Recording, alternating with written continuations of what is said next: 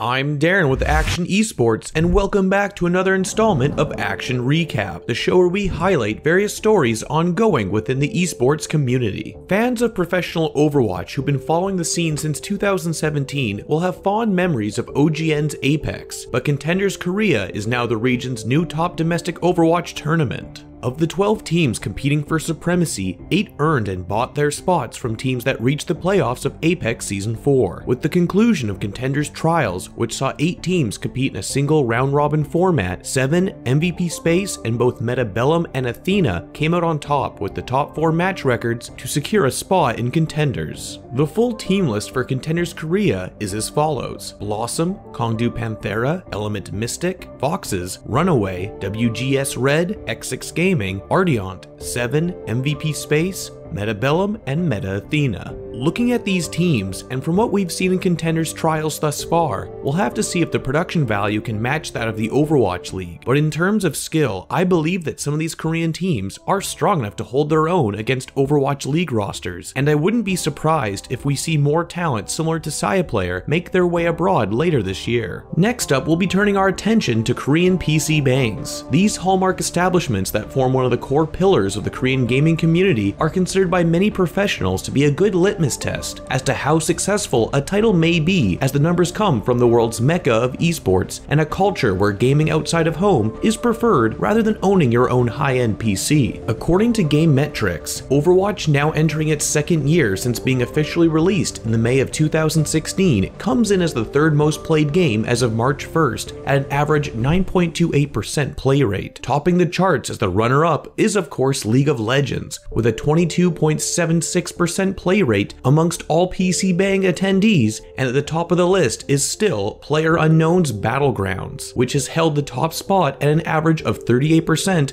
of all PC Bang play for the past 15 weeks. Moving on to our main story of the day, let's tackle the topic of the Overwatch League format and how it measures up against Riot Games' NA LCS. Now, many fans and media outlets alike tend to draw comparisons between the Overwatch League and the League of Legends LCS to see which esports franchise is more successful. While it's a flawed comparison, as League of Legends has over half a decade to develop its player base and establish itself as one of the world's leading esports titles, it's still fun to compare the numbers in some form of pseudo-rivalry, as like with most things in life, having a rival will only help push both parties to greater heights. 2 months into 2018, and it looks like the Overwatch League, which experienced an incredible amount of criticism for how information was disseminated and the 20 million buy-in fee, among other reasons, has come into its own, with numbers to back up the developers' belief that they've made a product capable of competing with the titans of the esports world, being League of Legends, CSGO, and Dota 2.